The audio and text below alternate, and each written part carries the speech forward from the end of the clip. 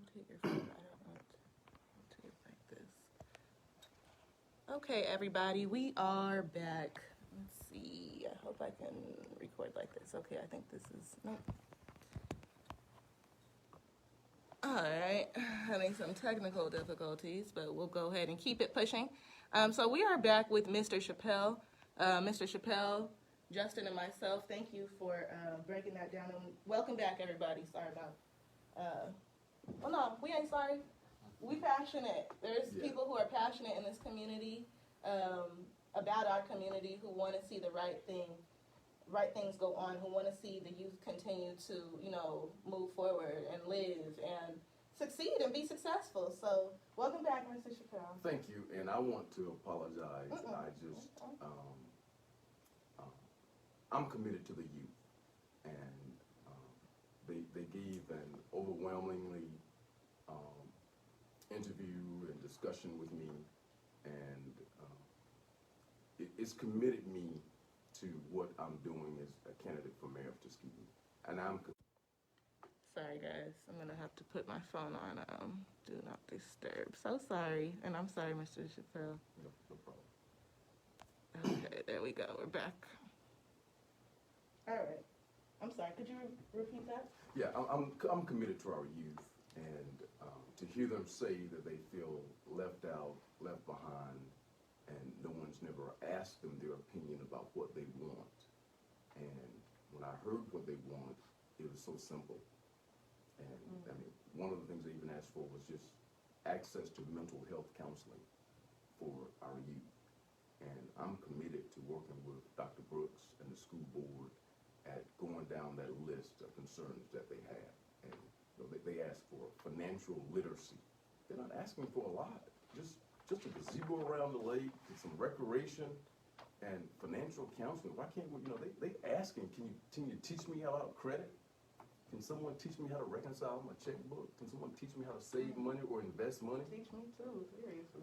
We have a wealth of bankers, retired bankers, business people that will be glad to do that for them. Civic, sorority organization, you need something to do. Well, here's youth asking just to teach them how to manage their money. No, and that's what we need, man. We need for our community to be here and to step up, and for the children in our community to keep moving and to be successful, to thrive, and to show that we care about them so that they can have a sense of pride, about where they live, about the people who are around them. One thing that I like about Tuskegee, I had dropped out here and I came back a couple of years later. But one thing I liked about it was the people here who I knew, the community members. And those people inspired me because I knew they were here in this community. It's like, dang, there's a Brother Scott over there, or a Sister Yabade over there, or, a different, a Chief Frazier, whoever over there, different people who you can see around your community that have done things that inspired me to come to this community and want to do things. So, thank you. Justin, did you want to ask the next question, number 6? Yes.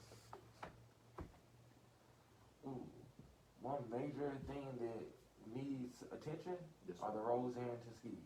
You're familiar with Brickyard Hill, correct? I'm familiar with Brickyard Hill. I'm familiar with 1st Street, 4th Avenue. First Street in particular. 1st Street in That's particular. where I had to go get him this There morning. are more potholes in every street. And there was a petition signed, I can't remember how long ago it was, but it's signed by the right amount of people to say that this street needs work. There's enough traffic on the street that it needs attention and needs something done. It's impossible to drive down the street without hitting several potholes.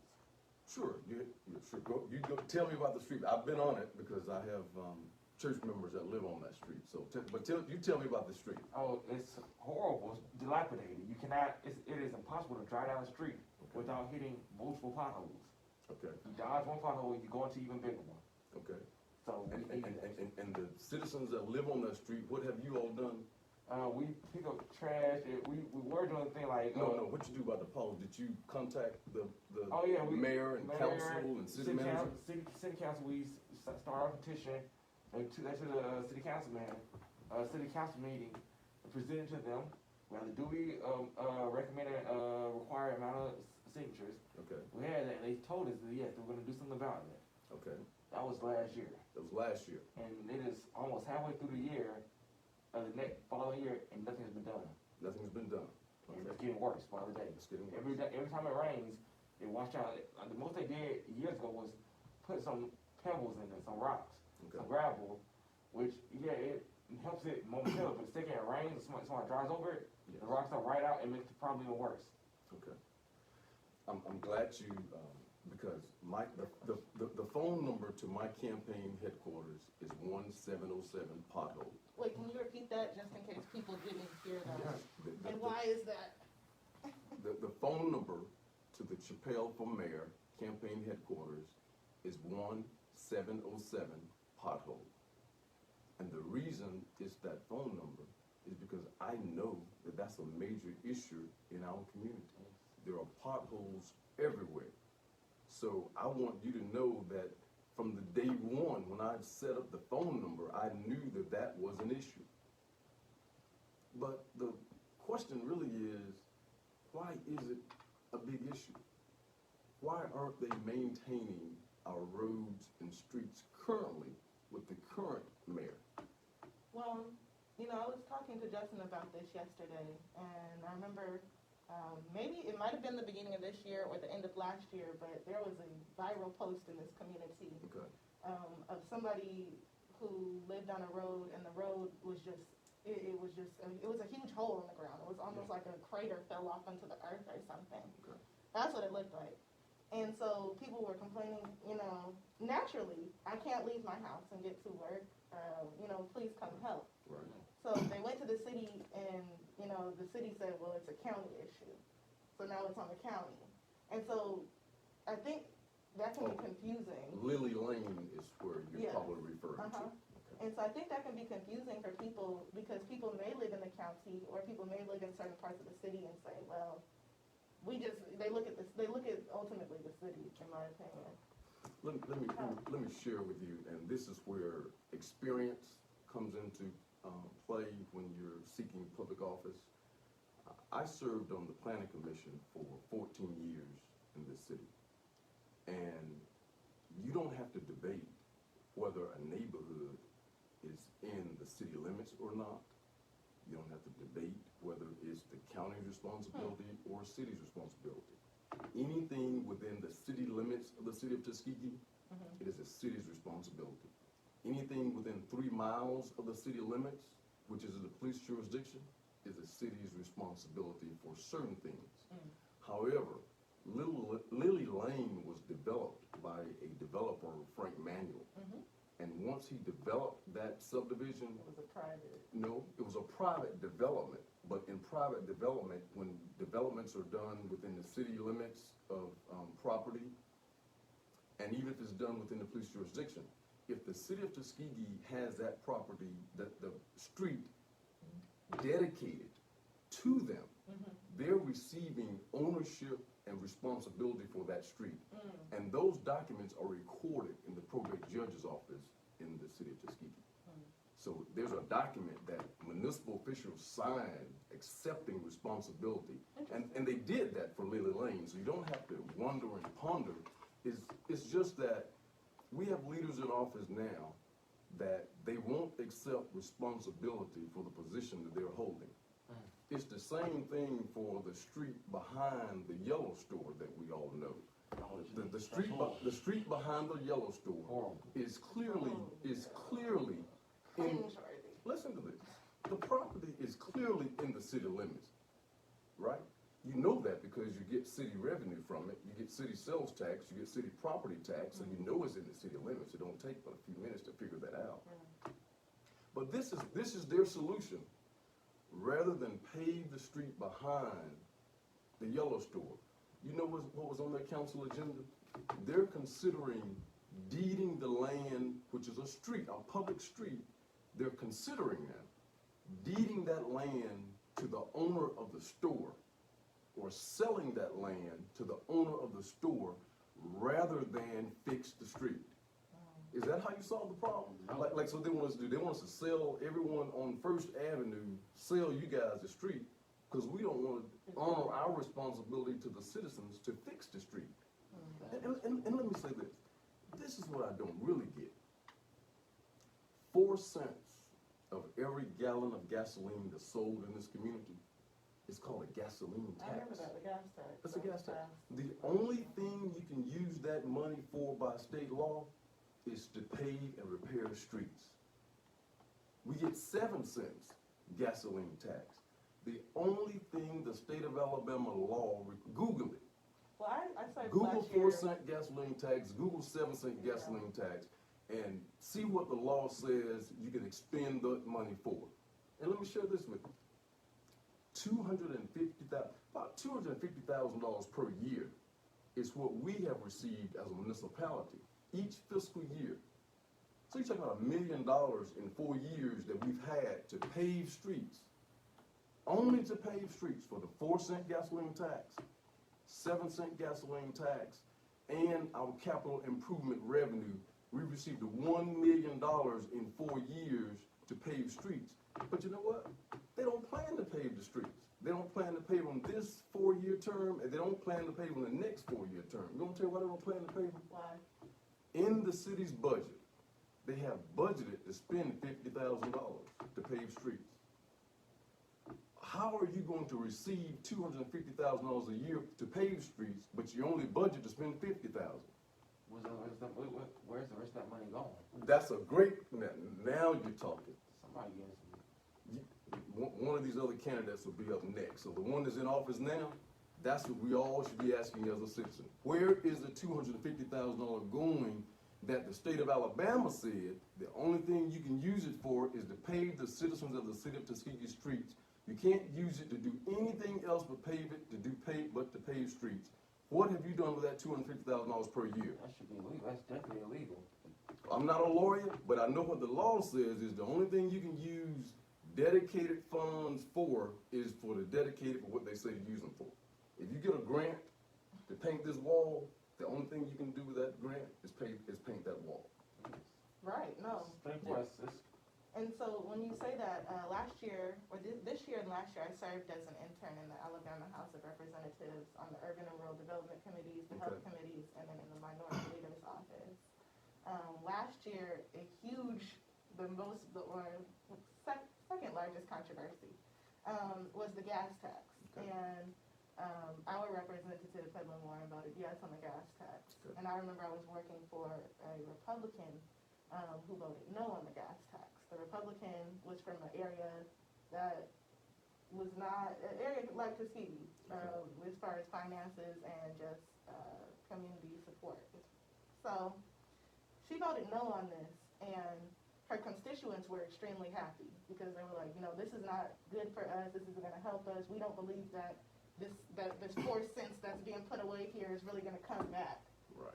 And we had somebody who voted yes on that, Right. where... So the tax got increased to 10 cents. Right. So that's going to be more revenue that comes back to the city.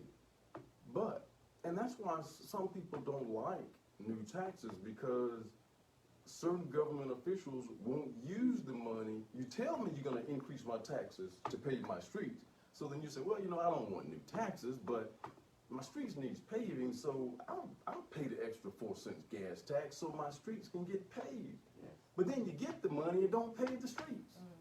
That's when it's frustrating. Yes. Very frustrating.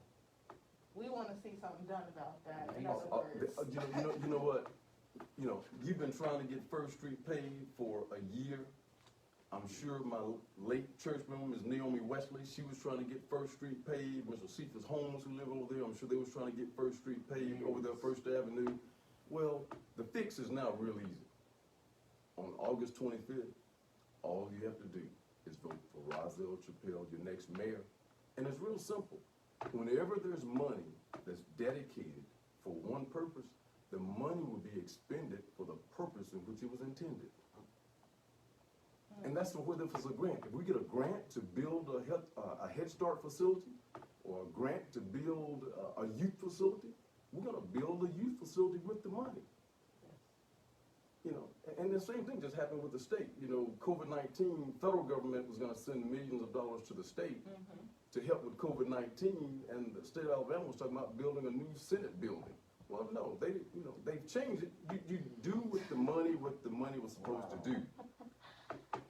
You know, okay, we have two more questions. Okay. Thank you. And that kind of actually leads into the next question regarding COVID-19, the novel coronavirus, you know, that has plagued our world and changed our lives, turned everything upside down, or made us look at things, you know, from a half full, half empty perspective. Who knows?